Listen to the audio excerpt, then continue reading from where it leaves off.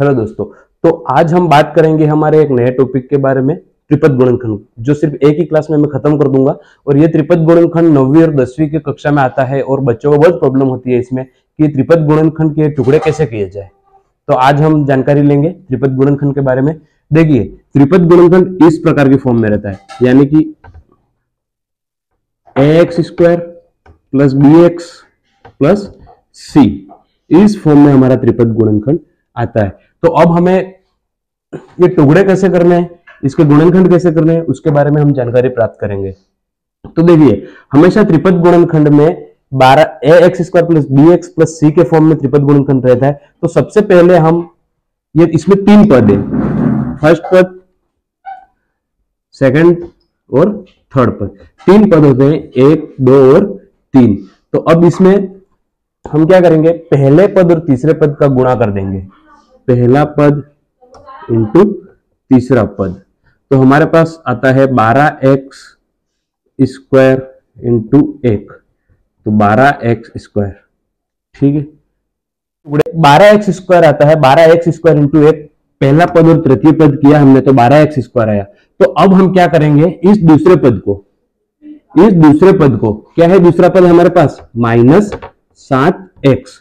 तो ये है हमारे पास दूसरा पद। इस दूसरे पद को हम इस तरह से तोड़ेंगे या इस तरह से इसके टुकड़े करेंगे कि जोड़ या बाकी करने पर तो -7x आ जाए और गुणा करने पर आ जाए 12x स्क्वायर, वो भी प्लस के।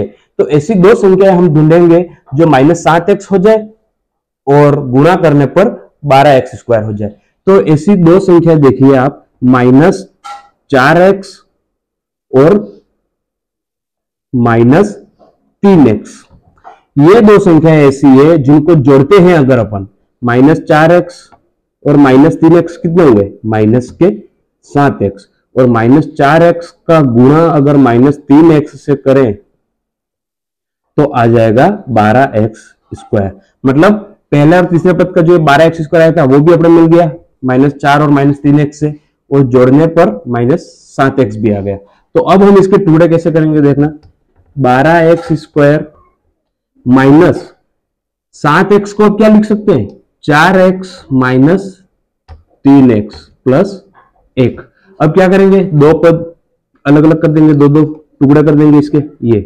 तो इन दोनों में से मैं क्या कॉमन लूं, दोनों में तो 4x कॉमन ले सकता हूं मैं, 4x कॉमन लेंगे, 4x का भाग 12x स्क्वायर में कितनी बार जाएगा,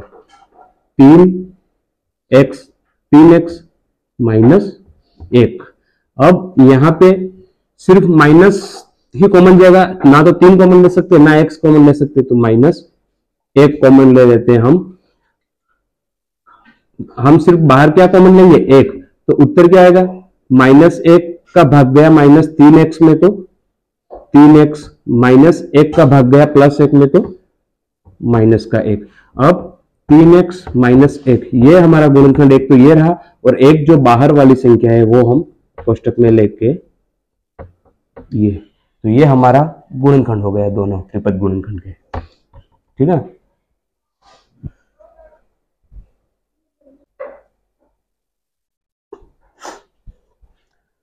तो हम एक और उदाहरण के द्वारा देखते हैं त्रिपद गुणनखंड को। देखिए, 6x square plus 5x minus 6। तो अब मैंने बताया था ये पहला, ये दूसरा पद और ये तीसरा पद। तो पहला पद इंटू तीसरा पद, यानी कि 6x स्क्वायर इंटू -6। तो हमारे पास उत्तर क्या आया, -36x स्क्वायर। अब ये दूसरा पद है जो 5x, कितना है दूसरा पद, 5x। इसको इस प्रकार से तोड़ेंगे कि गुणा करने पर -36x आ जाए और जोड़ या बाकी करेंगे तो हम प्लस के 5x आ जाए। तो ऐसी संख्या हम ढूंढते हैं जिससे 5x भी हमें मिल जाए प्लस के और 36x स्क्वायर भी मिल जाए माइनस के। तो देखिए, x को प्लस के 9x माइनस 4x में तोड़ा जाए तो 9x माइनस 4x तो हमारे पास आ जाएगा 5x, और 9x इंटू -4x किया जाएगा तो हमारे पास आ जाएगा -36x स्क्वायर। तो अब हमारे पास क्या टुकड़े आ गए, 9x और -4x। तो 6x square plus 9x minus 4x minus 6। तो अब ये दो पद हमारे आ गए, ये दो पद, इन दोनों को अलग अलग करके कॉमन ले लेते हैं। इसमें क्या कॉमन आएगा? 3, जो 6 और 9 में भाग चला जाएगा, तो 3x का भाग 6x स्क्वायर में गया तो 2x प्लस 3, क्योंकि 9x में जाएगा तो 3। अब माइनस कॉमन लेता हूं मैं यहां पे, और ये आएगा यहां पे आपके 2, तो उत्तर क्या आएगा? -2 का भाग -4x में गया तो प्लस के 2x, और माइनस का भाग -6 में, -2 का भाग -6 में तो प्लस के 3। तो देखिए हमेशा त्रिपद गुणनखंड में क्या होगा? हमेशा ये और ये जो कोष्टक में संख्या आती है वो हमेशा बराबर होनी चाहिए। हमेशा क्या होनी चाहिए? देखो एक बार हम ये कोष्टक लेते हैं 2x प्लस 3, और एक बार ये बाहर वाली संख्या ले लेंगे तो 3x माइनस 2। तो ये हमारे दो गुणनखंड हो गए इस त्रिपद गुणनखंड पे, है ना। धन्यवाद। तो ये हमारा तरीका था त्रिपद गुणनखंड करने का, जो आपको, मुझे उम्मीद है कि पूरा समझ में आएगा अच्छे से, खास करके 9वीं और 10वीं कक्षा वालों के लिए। धन्यवाद। अगर आपको ये वीडियो हमारा अच्छा लगे तो सब्सक्राइब कीजिए, लाइक कीजिए और शेयर कीजिए।